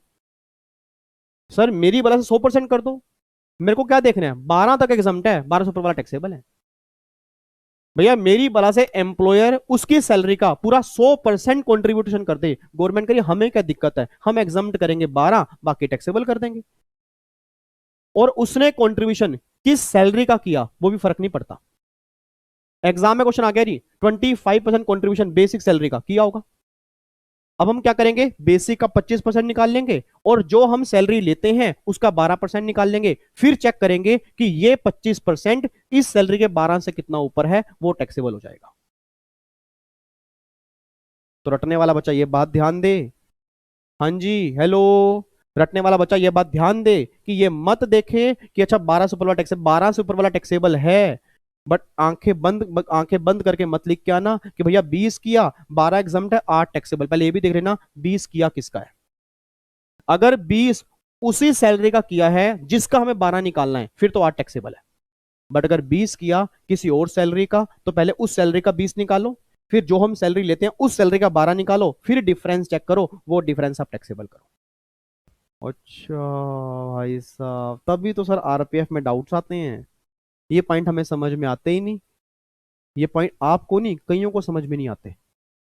बच्चा बस रट के जाता है, क्या रटवा दिया, 12 एग्जाम्ड 12 एग्जाम्ड 12 एग्जाम्ड 12 एग्जाम्ड, बच्चा रट गया। अब 12 किसका एग्जाम्ड, कंट्रीब्यूशन किस सैलरी का कितना करना है, वो बातों को समझ में आती नहीं। तो मैं एक लास्ट लाइन दोबारा बोलूंगा जी, एम्प्लॉयर एम्प्लॉय के आरपीएफ में जितना मर्जी कंट्रीब्यूशन करे, ये लाइन लिख लेना, बहुत काम किया। एम्प्लॉयर एम्प्लॉय के, हाँ जी लिख रहे हो, लिख रहे हो ना, हाँ। एम्प्लॉयर एम्प्लॉय के आरपीएफ में जितना मर्जी कंट्रीब्यूशन करे, किसी भी सैलरी का करे, किसी भी सैलरी का करे, बट जो एग्जम्पशन निकालेंगे वो निकालेंगे 12% सैलरी, और salary means basic plus DA उठोए वाला plus commission percentage based on turnover. ठीक है, तो बाकी जब हम इसके एमसीक्यूज करेंगे उसमें एक दो क्वेश्चन डाल दूंगा, ताकि जिन बच्चों को भी घबराहट हो रही है कि क्वेश्चन कैसे बनेंगे उनकी घबराहट दूर हो जाए। जब आपने मुझे दिल से माना है तो मैंने आपके लिए दिल से काम किया जी, ये बात ध्यान देना। अगर आप मेरा, मैंने कहा ना वो हनुमान जी जब वो छाती चीर के दिखाते हैं तो राम सीता अंदर बैठे होते हैं, अगर मैं छाती चीर के दिखाऊंगा ना पूरे सीएस की फैमिली के बच्चे मेरे अंदर दिख जाएंगे आपको। मेरी रोम रोम ये बात कहती है, रू रू ये बात कहती है कि मेरी फैमिली का हर बच्चा एग्जाम निकाले, अपने पेरेंट्स को प्राउड फील कराए, और इसी के लिए मेहनत कर रहा हूं सर। और आपने मेहनत मेरी सफल तब करनी है, अगर आप मेहनत करोगे ना अच्छे से आपके एग्जाम क्लियर होंगे, मेरी मेहनत अपने आप सफल हो जाएगी। ठीक है जी, अब देखो यहाँ पे एक बार आरपीएफ में क्या लिखा हुआ है, देखो ये आरपीएफ में एम्प्लॉय कंट्रीब्यूशन, देखो ये taxable but eligible for deduction under eight section 80C, वही बात जो एसपीएफ में पड़ी थी। अब देखो यहाँ पे एम्प्लॉयर ने किया, अगर वो सैलरी के 12% तक है फिर तो एग्जम्प्ट, अगर 12% से ऊपर है तो वो टैक्सेबल हो जाएगा, बट सारा नहीं, इन एक्सेस ऑफ 12%। अब देखो जी यहाँ पे इन्वेस्टमेंट की, इन्वेस्टमेंट से इनकम आई, आप सब जानते हो अपने क्लास के अंदर पढ़ा था कि जो इनकम आएगी अगर वो इनकम 9.5% तक है, अगर जो भी इनकम आ रही है अगर उस पर एनम जो इनकम आ रही है वो 9.5% तक है फिर तो कोई दिक्कत नहीं, बट अगर इनकम 9.5% से ज्यादा है तो एक्सेस वैल्यू जो होगी वो टैक्सेबल हो जाएगी। तो मेरे बच्चे, मेरे नोनू, मेरे सोनू, बस ये बात ध्यान देना कि इनकम वाले केस में आपका 9.5% चेक करेंगे, 9.5% से ऊपर वाला टैक्सेबल कर देंगे, और अगर एम्प्लॉयर कंट्रीब्यूशन की बात करूंगा तो 12% सैलरी की लिमिट है। अच्छा, अब बच्चा कहता है सर ये काम तो चलो हर साल चलेगा, अब जब ये पैसा लमसम पैसा जब रिटायरमेंट के बाद मिलेगा उस केस में क्या होगा?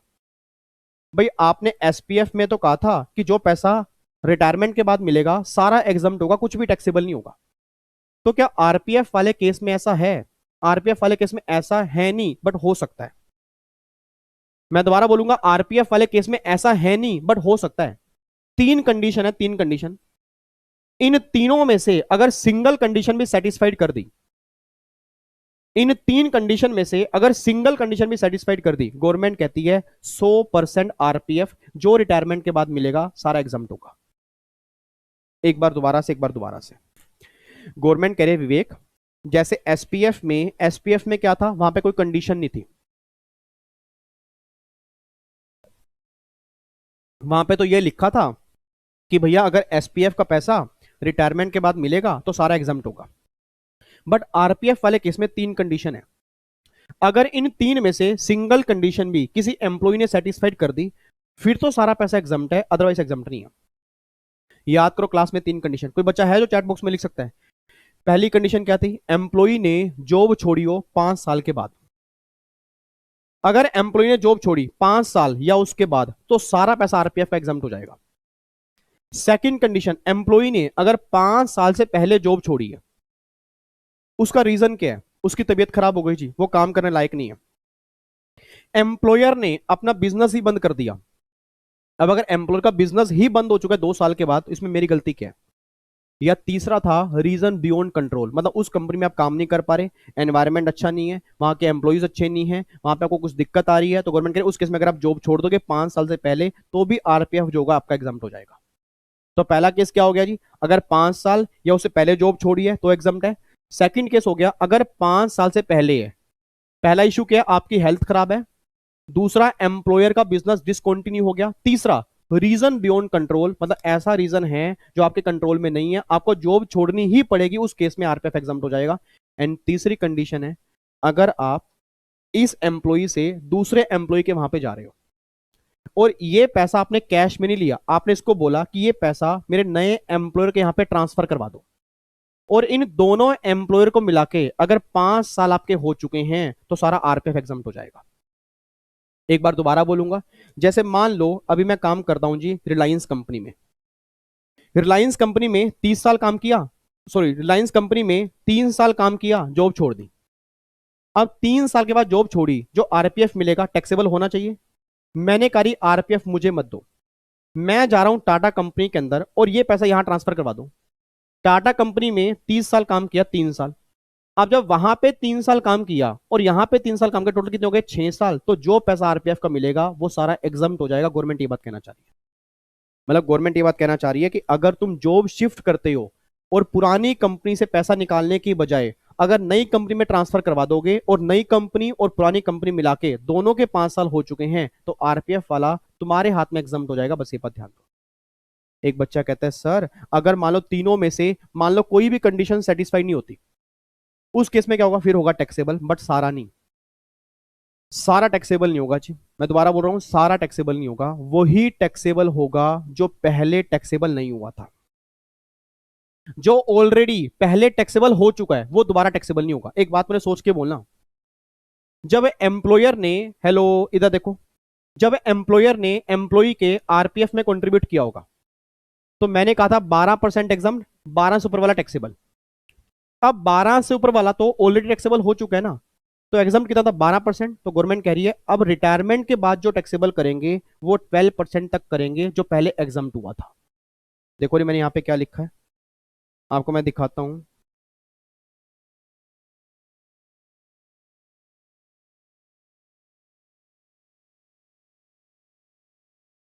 ये देखो जी, मैंने क्या लिखा है जी, अगर एम्प्लॉय ने जॉब छोड़ी है 5 साल के बाद, ठीक है, अगर वो उसकी हेल्थ है, डिसकॉन्टिन्यूस एम्प्लॉयर बिजनेस, या रीजन बियॉन्ड कंट्रोल है, या बैलेंस ट्रांसफर कर दिया, अगर इसमें से कोई भी एक कंडीशन सेटिस्फाइड हो जाती है तो 100% एग्जाम्प्ट हो गया।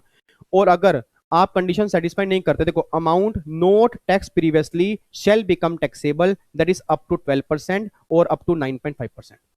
मतलब देखो एक बात बताओ, अब 12% से ऊपर वाला, अब यहाँ पे डायग्राम उल्टा हो गया, 12% से ऊपर वाला हम पहले टैक्सेबल कर चुके थे, 9.5% से ऊपर वाला हम पहले टैक्सेबल कर चुके थे। अब जो पहले टैक्सेबल कर चुके थे वो दोबारा नहीं करेंगे। मतलब अगर आरपीएफ का पैसा रिटायरमेंट के टाइम पर टैक्सेबल होगा तो वही टैक्सेबल होगा जो पहले एग्जाम्प्ट हुआ था। और पहले एग्जाम्प्ट कितना हुआ था? 9.5% तक इंटरेस्ट और 12% तक कंट्रीब्यूशन, तो वही टैक्सेबल करोगे। 12% से ऊपर वाला और 9.5% से ऊपर वाला दोबारा आप टैक्सेबल नहीं करोगे। बस ये बात ध्यान देना। अब ये बातें आपकी आरपीएफ में निकल के आ रही हैं। बच्चा कहता है सर हमें ना आरपीएफ समझ में तो आ गया, बट पता नहीं हमारे दिल में ना ऐसा क्यों चल रहा है कि एक बार ना क्लास का कोई सिंगल बच्चा सारी रिवीजन करा दे, या इस क्लास का सिंगल बच्चा नहीं, हम सब मिलकर रिवीजन करा दें और चैट बॉक्स भर दें। तो क्या 5 मिनट आप रुक जाओगे? अगर हम रिवीजन कराएं तो क्या मैं रुक जाऊंगा? मुझे कोई जल्दी नहीं है सर। आप अगर रिवीजन कराने को तैयार हो, पूरी कॉन्सेप्ट उसमें जो जो डाउट्स होंगे आप पूछ लेना, आरपीएफ पक्का कर लेंगे हम। कराओगे रिवीजन? पक्का पक्का। तो मैं क्या करूं? मैं भी बोलता रहूं? अच्छा मैं भी बोलता रहता हूं, आप भी बोलोगे, चैट बॉक्स भर जाना चाहिए। मैं भी मान रहा हूं कि मैं भी एक बच्चा हूं और आप भी सब बच्चे हो। हम सब मिलके आपस में रिवीजन कराएंगे। किसको? विवेक सर को। और विवेक सर अब मेरे अंदर नहीं है, मैं एक बच्चा बन चुका हूं। ठीक है, स्टार्ट करें रिवीजन। लो री 1 2 3 स्टार्ट। सर आपने ना हमें आज पता क्या कराया, आपने हमें प्रोविडेंट फंड वाला कॉन्सेप्ट समझाना स्टार्ट किया है। प्रोविडेंट फंड में 2 कैटेगरी आपने बोली है। बोलना है सर, नालायक बोलना है, जल्दी बोलते रहो। प्रोविडेंट फंड में 2 कैटेगरी बोली है सर, एक तो पीपीएफ बोला है, एक ईपीएफ बोला है। पीपीएफ का ट्रीटमेंट सैलरी में नहीं होता सर, उसको देखते हैं डिडक्शन में। और ईपीएफ में 3 केस होते हैं, एसपीएफ होता है, आरपीएफ होता है, यूआरपीएफ होता है। एसपीएफ हमने कर लिया, आरपीएफ भी ऑलमोस्ट हमने कर लिया, हमारा यूआरपीएफ भी बचा हुआ है। एसपीएफ हो या आरपीएफ हो या यूआरपीएफ हो, उसमें 4 क्वेश्चन होते हैं sir. Employer contribution, employee contribution, इन दोनों के कॉन्ट्रीब्यूशन पे जो इंटरेस्ट आएगा उसका ट्रीटमेंट क्या होगा, और जब रिटायरमेंट के ऊपर पैसा मिलेगा उसका ट्रीटमेंट क्या होगा। सर अगर एसपीएफ की बात करते हैं तो एम्प्लॉई कॉन्ट्रीब्यूशन जो होगा taxable but eligible for deduction under section 80C, आपने ये समझाया है। और employer contribution non taxable, interest जो होगा, इनकम जो होगी वो भी नॉन टैक्सेबल, और जो पैसा मैच्योरिटी पर मिलेगा, रिटायरमेंट के बाद मिलेगा एसपीएफ वाले केस में, वो भी नॉन टैक्सेबल होगा विदाउट एनी कंडीशन, उसमें कोई कंडीशन नहीं है। ये सारी बातें एसपीएफ की थी। फिर आपने बातें की आरपीएफ की। इसमें थोड़ा सा कंफ्यूजन वाली बात है सर, हम कोशिश करेंगे बताने की, आप बताना हम सही बोल रहे हैं गलत बोल रहे हैं। बताऊंगा, बताओ जी। सर आरपीएफ वाले केस में ना आपने कहा अगर एम्प्लॉई कंट्रीब्यूशन करेगा तो वही taxable but eligible for deduction under section 80C, इसमें कोई दिक्कत नहीं है। बट जब एम्प्लॉयर एम्प्लॉई के आरपीएफ में कंट्रीब्यूशन करेगा तो आपने बोला अगर वो कंट्रीब्यूशन एम्प्लॉई की सैलरी के 12% तक होगा फिर तो कोई दिक्कत नहीं। अगर वो कंट्रीब्यूशन एम्प्लॉई की सैलरी के 12% से ज्यादा होगा तो एक्सेस वैल्यू एम्प्लॉई के हाथ में टैक्सेबल होगी, आपने ये बोला। बट सर इसका मतलब ना ये नहीं है, विवेक सर ने हमें समझाया है सर, इसका मतलब ये नहीं है कि एम्प्लॉयर एम्प्लॉई के आरपीएफ में 12% ही कंट्रीब्यूट करेगा। और सर इसका मतलब ये भी नहीं है कि वो उस सैलरी का ही करेगा जिसकी एग्जम्पशन निकालनी है, वो किसी भी सैलरी का कर सकता है, जितना मर्जी कंट्रीब्यूशन कर सकता है। बट जो एग्जम्पशन मिलेगी ना, एग्जम्पशन निकालने के लिए हम सैलरी लेंगे बेसिक प्लस ये उठोए वाला प्लस कमीशन परसेंटेज, इस सैलरी का 12% निकाल लेंगे। अगर इससे ऊपर कोई भी अमाउंट कंट्रीब्यूट किया होगा तो एम्प्लॉय के हाथ में टैक्सेबल कर देंगे। और सर फिर जब ये पैसा इन्वेस्टमेंट करेंगे उससे इनकम आएगी, इनकम 9.5% तक है तो कोई दिक्कत नहीं है। अगर इनकम 9.5% से ऊपर है तो एक्सेस वैल्यू एम्प्लॉय के हाथ में टैक्सेबल करेंगे। ये बातें आपने बताई। तो सर हर साल ये काम चलेगा चलेगा चलेगा। अब मान लो एम्प्लॉय की रिटायरमेंट की बारी आ गई। अब जब रिटायरमेंट पर लमसम पैसा आरपीएफ का एम्प्लॉय को मिलेगा ना, तो वो सारा भी एग्जम्प्ट हो सकता है, सारा एग्जम्प्ट नहीं भी हो सकता। सर हम सारा पैसा एग्जम्प्ट कर देंगे कब? अगर 3 में से एक कंडीशन भी एम्प्लॉय सेटिस्फाइड कर देगा। पहली कंडीशन, उसने जॉब छोड़ी हो 5 साल या उसके बाद। दूसरी कंडीशन, उसमें उसने जॉब छोड़ दी 5 साल से पहले, बट रीजन क्या था? उसकी हेल्थ खराब थी, एम्प्लॉयर ने ही बिजनेस बंद कर दिया, या रीजन आउट ऑफ कंट्रोल है, उस केस में पैसा एग्जम्प्ट कर देंगे। तीसरी कंडीशन, अगर वो पुरानी कंपनी से नई कंपनी में जा रहा है और पुरानी कंपनी से पैसा विड्रॉ नहीं कर रहा, नई कंपनी में ट्रांसफर करवा रहा है, और नई कंपनी पुरानी कंपनी मिला के 5 साल हो चुके हैं, तो भी सारा एग्जम्प्ट होगा। बट अगर कंडीशन सेटिस्फाई नहीं करेंगे तो सर आरपीएफ टैक्सेबल हो जाएगा, बट सारा नहीं, वही टैक्सेबल होगा जो पहले एग्जम्प्ट हुआ था। अब पहले एग्जाम क्या होता? 12% तक, और इंटरेस्ट 9.5% तक, वही हम टैक्सेबल करेंगे। अब सर हमें तो बस इतना समझ में आया है, आपको इतना है, आपको 100% आ गया नालायक। आपने कमाल कर दी। मन कर रहा है आपके लिए तालियां बजाऊं जी और आपको हेड्स ऑफ करूं। बताओ इससे अच्छी फैमिली और क्या होगी। इतने इतने इंटेलिजेंट बच्चे, वाकई भगवान ने कमाल कर दिया जी। बहुत बढ़िया आपने समझाया। अगर आपको इतना भी समझ में आ गया ना, ये बहुत बड़ी बात आपने कर दी जी। ठीक है, अब सुनना ध्यान से। अब मैं करवाने चाह रहा हूं जी, अब एक छोटी सी अमेंडमेंट करवाने जा रहा हूं। अब प्लीज ध्यान सुनना। अमेंडमेंट मैं करवाने जा रहा हूं। ये अमेंडमेंट वैसे आपने अमेंडमेंट क्लास में देख ली होगी जी।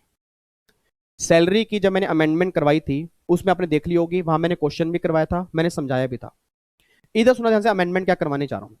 अब मैंने आपको यहां पे बोला है कि अगर आरपीएफ में, ध्यान सुना, अगर आरपीएफ में एम्प्लॉयर एम्प्लॉय के आरपीएफ में दो केस हैं जी।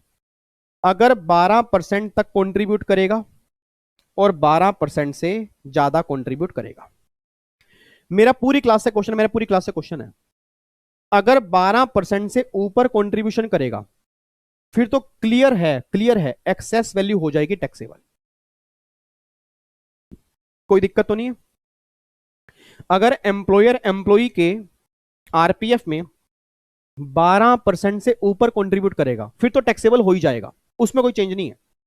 बट अगर एम्प्लॉयर एम्प्लॉय के आरपीएफ में 12% तक कंट्रीब्यूशन करेगा, वैसे वो एग्जम्प्ट है, वैसे एग्जम्प्ट है, बट ये भी टैक्सेबल कर देंगे अगर इसकी वैल्यू 7.5 लाख से ऊपर होगी। एक अमेंडमेंट आई है सैलरी के चैप्टर में, प्लीज ध्यान सुना। एक अमेंडमेंट आई है सैलरी के चैप्टर में। अब अमेंडमेंट क्या आई है, ध्यान सुना। अमेंडमेंट क्या आई है, employer contribution, employer contribution in RPF और एनपीएस में कॉन्ट्रीब्यूशन और सुपर एनुएशन फंड में कॉन्ट्रीब्यूशन, अगर इन तीनों में कॉन्ट्रीब्यूशन मान लो किया या अलग अलग कॉन्ट्रीब्यूशन किया है, अगर एग्रीगेट वैल्यू 7.5 लाख तक है फिर तो कोई दिक्कत नहीं है। अगर 7.5 लाख से ऊपर होगी ना तो वैल्यू टैक्सेबल हो जाएगी, चाहे कॉन्ट्रीब्यूशन 12% तक की क्यों ना हो।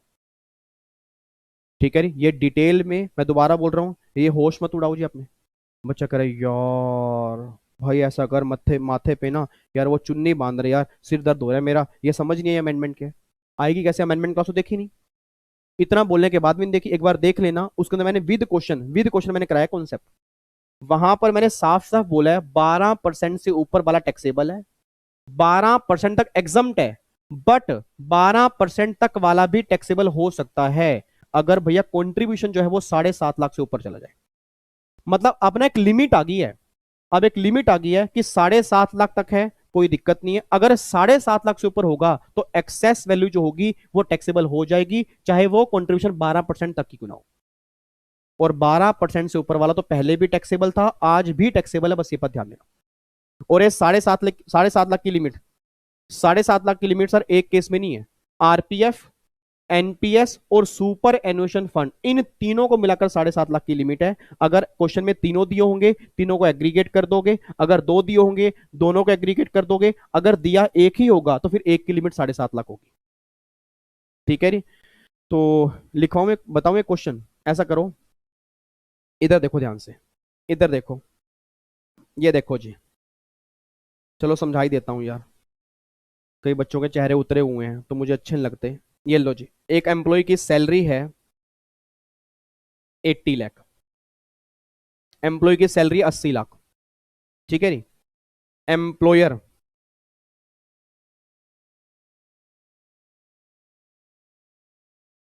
Contribution as under,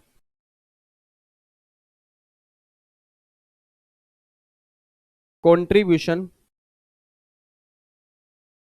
in RPF that is 12% of salary. Salary यही दी हुई सैलरी है, उसका 12% कंट्रीब्यूशन किया, 9,60,000। Contribution in NPS, new pension scheme, 2 lakh.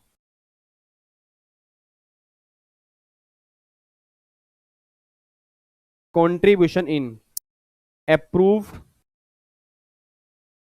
Super एनुएशन fund, इसमें कंट्रीब्यूशन किया 3 लाख।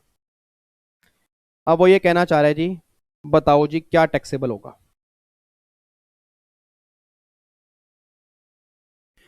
पहले तो एक बात बताओ, पहले एक बात बताओ, आपने क्लासेस के अंदर पढ़ा होगा, जो बच्चे दिसंबर वाले हैं, सुपर एनुएशन फंड में पहले 1.5 लाख रुपए की लिमिट होती थी, अब वो लिमिट खत्म हो चुकी है। अब वो लिमिट खत्म हो चुकी है, अब इन तीनों को मिलाकर लिमिट आ चुकी है 7.5 लाख। अब एक बात सोच के बोलना, एक बात सोच के बोलना, एम्प्लॉयर ने, यार प्लीज चैट बॉक्स में अगर बातें नहीं करोगे तो उससे कुछ हो नहीं जाएगा। अगर कोई डाउट हो रहा है तो क्या चैट बॉक्स में सोल्व होगा? बाकी बच्चे भी डिस्टर्ब होंगे। मैंने कहा ना, जो भी डाउट है लिख लो। अगर आप बोलोगे संडे को डाउट सेशन लेना, तो मैं डाउट सेशन ले लूंगा सर, मुझे कोई दिक्कत नहीं, मुझे आपके लिए टाइम निकालना है। और मैंने कहा भी है, वीडियो खत्म होने के बाद कमेंट बॉक्स में लिख देना, डाउट बोलोगे डाउट ले लूंगा, परक्यूजिट बोलोगे परक्यूजिट ले लूंगा, जैसे आप मुझे हुक्म करोगे। आपका हुक्म चाहिए सर मुझे, आपकी सेवा करने को तैयार हूं, बट मुझे आपका रिजल्ट चाहिए, ध्यान रखना। इधर सुनो ध्यान से, मैं कह रहा हूं बीच में बातचीत मत करो। अब एक बात बताना, अगर 12% कॉन्ट्रीब्यूशन किया, दैट इज 960। अब वैसे हमने क्या पढ़ा, अभी क्या पढ़ा है, 12% तक कॉन्ट्रीब्यूशन एग्जम्प्ट है। वैसे हमने क्या पढ़ा, 12% तक एग्जम्प्ट है। बट अब चेक करना, अगर ये 9,60,000 है, ये 2 लाख है और ये 3 लाख है, तो टोटल कितना आ गया? 9,60,000 प्लस में 2 लाख और प्लस में 3 लाख, टोटल हो गया ये 14,60,000 पे हो गया। 14,60 हो गया ना, 3 5, 14,60,000 पे होगा। अब सोच के बोला, 14,60,000 इसमें गवर्नमेंट करिए। अब यहाँ पे ना 7.5 लाख की एक अपर लिमिट है, मतलब 7.5 लाख तक एग्जम्प्ट है, इसके ऊपर वाला टैक्सेबल है। अब 7.5 लाख अगर एग्जम्प्ट है, तो ये हो गया जी 7,10,000 पे। अब ये हो जाएगा टैक्सेबल। मेरा पूरी क्लास से क्वेश्चन है, अब जो ये टैक्सेबल पोर्शन किया, क्या कहीं ना कहीं 12% तक कंट्रीब्यूशन भी टैक्सेबल हो गया, नहीं हो गया? यस हो गया ना। जबकि अभी तक हमने क्लास के अंदर क्या पढ़ा था, कि अगर एम्प्लॉयर एम्प्लॉई के आरपीएफ में 12% तक कंट्रीब्यूशन करेगा, एग्जम्प्ट है, बट गवर्नमेंट कह रही है वो भी टैक्सेबल हो सकता है अगर लिमिट 7.5 लाख क्रॉस कर चुकी है। तो मेरे बच्चे, मेरे नोनू, मेरे सोनू, अगर आप डिटेल में समझना चाहते हो तो मैं दोबारा बोलूंगा, अमेंडमेंट क्लास रेफर कर लेना, वहां इसका लॉजिक भी बताया मैंने और वहां पे एग्जांपल भी कई सारे किए हैं। तो प्लीज ये बात ध्यान देना सर, एग्जाम में कंफर्म क्वेश्चन बनेगा, कंफर्म 100% भी नहीं, 200% क्वेश्चन बनेगा कि अगर एम्प्लॉयर एम्प्लॉई के आरपीएफ में 12% से ऊपर करेगा, फिर तो जो मर्जी वैल्यू हो, जो मर्जी वैल्यू टैक्सेबल होगा ही होगा। 12% तक भी टैक्सेबल अब हो सकता है अगर वैल्यू 7.5 लाख से ऊपर जा चुकी है। तो मतलब 12% और 7.5 lakh, which ever is less वाला एग्जम्प्ट होगा। अगर वैल्यू 7.5 लाख से ऊपर चली गई तो एक्सेस वैल्यू हमें टैक्सेबल करनी पड़ेगी, चाहे वो 12% तक की क्यों ना हो। एग्जाम्पल आपके सामने है। अब देखो यहाँ पे 7.5 लाख एग्जम्प्ट है, अब ये हो गया टैक्सेबल। अब जो टैक्सेबल हुआ, इस पे जो भी इंटरेस्ट भी मिलेगा ना, वो भी टैक्सेबल हो जाएगा, बस ये पर ध्यान देना। ठीक है, तो ये आरपीएफ के अमेंडमेंट है जी। तो वैसे आरपीएफ के लॉ के अंदर मैंने क्या पढ़ा, आरपीएफ के लॉ के अंदर मैंने पढ़ाया 12% एग्जाम, 12 से ऊपर वाला टैक्सेबल, वो लॉ सेम है। 12% से ऊपर वाला लॉ सेम है। इंटरेस्ट 9.5, 9.5 से ऊपर, वो लॉ सेम है। मेन फर्क आया 12% तक। अगर 12% तक है, एग्जम्प्ट है, अगर वो 7.5 लाख तक है। अगर 7.5 लाख से ऊपर चला गया तो एक्सेस वैल्यू टैक्सेबल है। बट ये 7.5 लाख आपको अकेला आरपीएफ का चेक नहीं करना, आरपीएफ, सुपर एन्युएशन फंड और एनपीएफ, इन तीनों को मिलाकर जो लिमिट होगी वो 7.5 लाख की होगी। ठीक है जी। और आपके पास अमेंडमेंट नोट्स होंगे, अमेंडमेंट नोट्स में सैलरी का चैप्टर एक बार खोल के देख लेना, उसमें आपको ये वाली अमेंडमेंट मिल जाएंगी। ठीक है, तो ये हमारा है जी आरपीएफ और ये हमारा था एसपीएफ। अब लास्ट हमारा है जी, ये देखो सैलरी के अमेंडमेंट जी। ये देखो, ये आपके सामने अमेंडमेंट है। देखो यहाँ पे क्या लिखा है, एनी कॉन्ट्रीब्यूशन मेड, एक तो आरपीएफ में, एक 80 सीसीडी 1 एनपीएस में, ठीक है री, और एक यहाँ पे किसमें, उसमें सुपर एनुएशन फंड में। अगर 7.5 लाख से ऊपर होगा तो उसको हम क्या मान लेंगे जी, परक्यूजिट मान लेंगे, और आपके हाथ में क्या कर देंगे, टैक्सेबल। और जो टैक्सेबल करेंगे उससे रिलेटेड जो भी इंटरेस्ट होगा वो भी आपके हाथ में टैक्सेबल हो जाएगा जी। तो ये छोटी सी अमेंडमेंट इस बार सैलरी के अंदर आई है, बट ये छोटी नहीं है, ये मोस्ट इंपोर्टेंट अमेंडमेंट है, ये बात ध्यान देना जी। ठीक है, अब यहाँ पे अगला कॉन्सेप्ट, मेरा लास्ट कॉन्सेप्ट है। ये क्वेश्चन देखो जी, ये क्वेश्चन मैंने करवाया था अमेंडमेंट क्लास के अंदर। ये क्वेश्चन अगर आप चेक करोगे, ये क्वेश्चन अमेंडमेंट क्लास के अंदर था जी, अब वहां पे जाके इसको देख सकते हो जी। अब यहाँ पे अगला कॉन्सेप्ट मेरा है यूआरपीएफ। इसमें तो कुछ भी नहीं है सिम, इसमें तो बिल्कुल सिंपल सा है। याद करो यूआरपीएफ जी, अगर यूआरपीएफ की बात करूंगा, एम्प्लॉयर कॉन्ट्रीब्यूशन, एम्प्लॉय कॉन्ट्रीब्यूशन, फिर जो उसका इंटरेस्ट आएगा और रिटायरमेंट होगी। अब गवर्नमेंट कह रही है भैया, नाम से पता लग रहा है अनरिकॉग्नाइज्ड प्रोविडेंट फंड, मतलब ऐसा फंड जो गवर्नमेंट ने रिकॉग्नाइज ही नहीं किया। अब जिस फंड को गवर्नमेंट ने रिकॉग्नाइज नहीं किया, उस फंड में अगर एम्प्लॉय कंट्रीब्यूशन करेगा ना, तो वो टैक्सेबल होगा, 80C में डिडक्शन नहीं मिलेगी।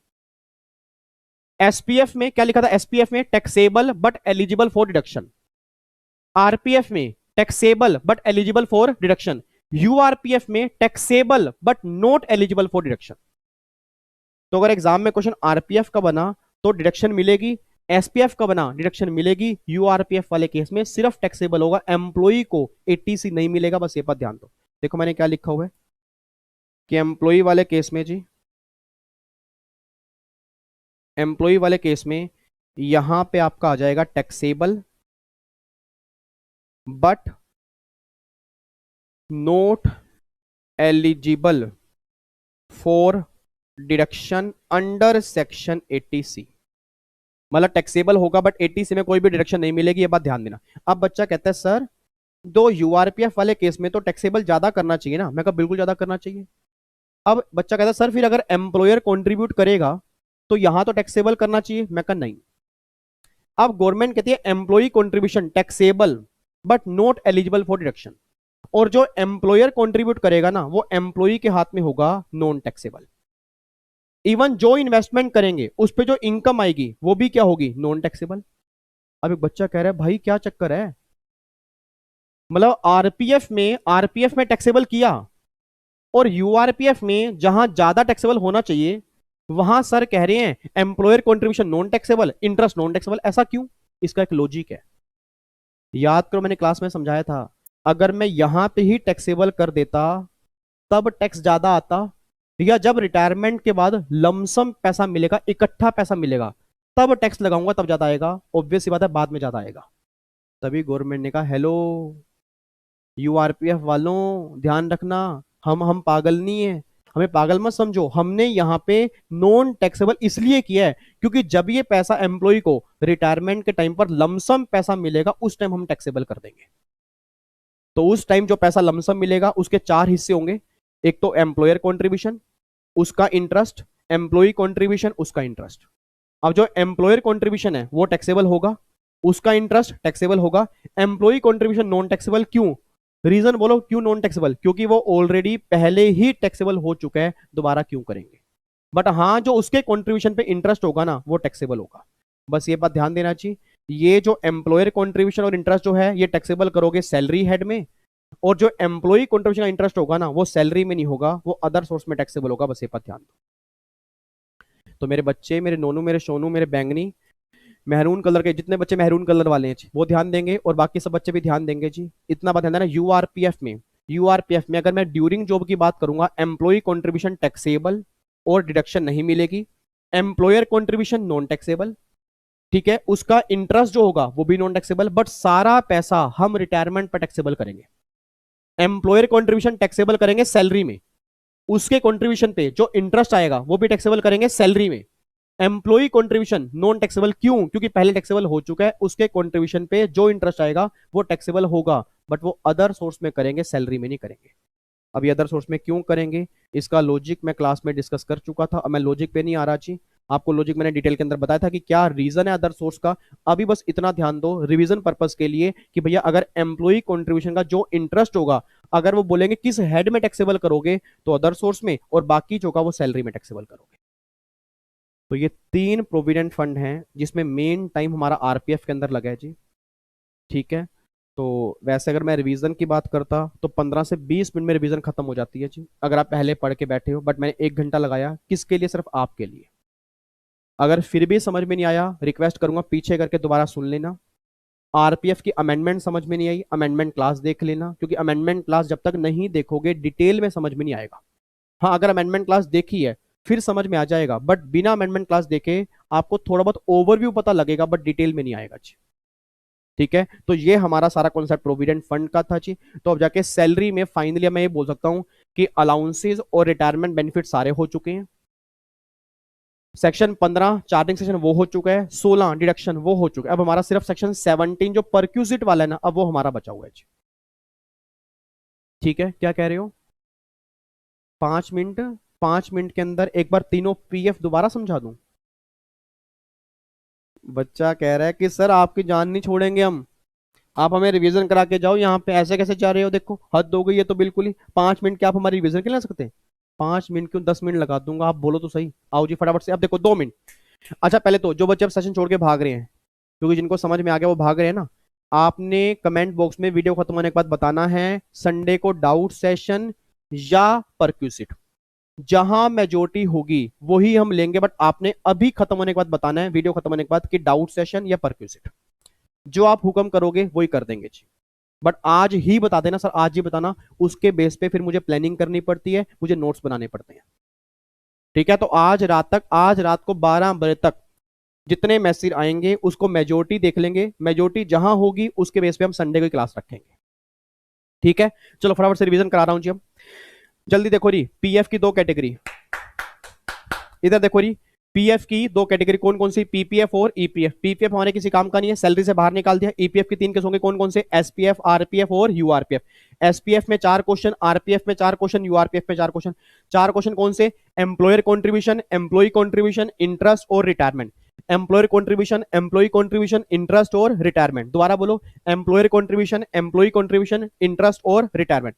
अगर एम्प्लॉयर कॉन्ट्रीब्यूशन की बात करेंगे, एसपीएफ में एग्जम्प्ट है, आरपीएफ में 12% तक एग्जम्प्ट है, 12 से ऊपर वाला टैक्सेबल है, और यूआरपीएफ में एग्जम्प्ट है। एम्प्लॉय कंट्रीब्यूशन एसपीएफ में taxable but eligible for deduction under section 80C, और आरपीएफ में taxable but eligible for deduction under section 80C, और यूआरपीएफ में taxable but not eligible for deduction under section 80C। अब बातें करो interest की, अब बातें करो इंटरेस्ट की। इंटरेस्ट एसपीएफ वाले केस में एग्जम्प्ट है, आरपीएफ वाले केस में 9.5% तक है, एग्जम्प्ट है, 9.5 से ऊपर है टैक्सेबल है, यूआरपीएफ वाले केस में एग्जम्प्ट है।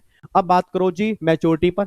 अगर मैच्योरिटी पर मिलेगा एसपीएफ, एग्जम्प्ट है जी, एसपीएफ तो एग्जम्प्ट है। आरपीएफ 3 कंडीशन है बाबूजी, बाबूजी 3 कंडीशन है, इनमें से सिंगल कंडीशन भी सेटिस्फाइड कर दोगे एग्जम्प्ट हो जाएगा, नहीं तो टैक्सेबल हो जाएगा। पहली कंडीशन 5 साल के बाद जॉब छोड़ी हो। दूसरी कंडीशन आपने 5 साल से पहले छोड़ी हो, रीजन कोई एक हो, आपकी हेल्थ खराब है, एम्प्लॉयर का बिजनेस बंद हो गया, या रीजन बियॉन्ड कंट्रोल है, या पुरानी कंपनी से नई कंपनी में जा रहे हो, पैसा ट्रांसफर करवा रहे हो, दोनों को मिला के 5 साल हो चुके हैं, तो भी पैसा एग्जम्प्ट होगा, नहीं तो टैक्सेबल करेंगे। बट टैक्सेबल सारा नहीं, वही टैक्सेबल करेंगे जो पहले एग्जम्प्ट हुआ था। ठीक है, बट अब एक बात ध्यान देना जी, 12% से ऊपर वाला पहले भी टैक्सेबल था, आज भी है। 12% तक ड्यूरिंग जॉब पहले एग्जम्प्ट था, आज भी एग्जम्प्ट है। लिमिट कितनी है? 7.5 लाख। 7.5 लाख में किस किस में आ गया जी? आरपीएफ, एनपीएस और सुपर एनुएशन फंड, इन तीनों को मिलाकर 7.5 लाख की लिमिट है, बस ये पर ध्यान देना। ठीक है जी, फिर बात करते हैं जी, हम बात करते हैं उसकी यूआरपीएफ की। यूआरपीएफ जब रिटायरमेंट के बाद मिलेगा टैक्सेबल होगा। एम्प्लॉयर कॉन्ट्रीब्यूशन टैक्सेबल सैलरी में, उस कॉन्ट्रीब्यूशन का जो इंटरेस्ट होगा सैलरी में taxable. Employ contribution non taxable, क्यों? पहले टैक्सेबल हो चुका है, उसका इंटरेस्ट टैक्सेबल बट सैलरी में नहीं, बच्चे मेरे कहां पे? अदर सोर्स में। आहा, आनंद की प्राप्ति हो गई, आनंद की प्राप्ति। बच्चा कह रहा मजा आ गया सर, मजा आ गया, मजा आ गया ना? ठीक है, अब कुछ नहीं करना, कुछ नहीं करना, बस क्या करना है? लाइक ठोकना है, ठोकना है, लाइक लाइक ठोक ठोक ठोक दो, लाइक ना लाइक लाइक ठोक दो। बच्चा कह रहा है किस दिन आप हमारा मोबाइल तोड़वा दोगे। ये 2-3 बच्चे हैं, विशाल के दोस्त हैं, पहले विशाल था, अब विशाल के 3-4 दोस्त भी आ गए हैं। ठीक है, वो मिल मिल के डिसलाइक कर रहे हैं। मेरे बच्चे, डिसलाइक वालों को बहुत सारा प्यार है, बट कम से कम ये मैसेज करके बता दो यार, क्या करूं नेक्स्ट डिवीजन क्लास में कि आपको भी प्यार हो जाए। बाकी सब बच्चों को तो प्यार हो जाता है, आपको ऐसी क्या दिक्कत आ रही है? बच्चा कह रहा है हम क्लास बिना देखे डिसलाइक कर देते हैं सर, देखते तो प्यार हो जाता हमें भी। चलो कोई बात नहीं सर, ठीक है, मैं अपना बेस्ट दे रहा हूँ, आप भी अपना बेस्ट दे रहे हो, दोनों बेस्ट दे रहे हैं, बहुत अच्छी बात है। ठीक है, मेरी पूरी फैमिली, मेरी पूरी फैमिली मुझे बहुत प्यार करती है, मुझे इससे प्राउड है, मैं उनके लिए हमेशा हार्डवर्क करता हूँ और हमेशा हार्डवर्क करता रहूंगा। मैं किसी के डिसलाइक से रुकने वाला नहीं हूँ जी। ठीक है, चलो जी, फिर बाकी मुलाकात करेंगे नेक्स्ट क्लास में संडे को। अब वो आप बताओगे किस क्लास के साथ। ठीक है, ओके जी, bye bye, tata, thank you so much, जय हिंद, गॉड ब्लेस यू जी, love you, love you, love you so much, God bless you यार। भगवान इतनी खुशियां दें, इतनी खुशियां आपको दे कि आपसे संभाली भी ना जाए, मेरी हर दुआ आपके लिए है जी। थैंक यू सो मच यार, गॉड ब्लेस यू।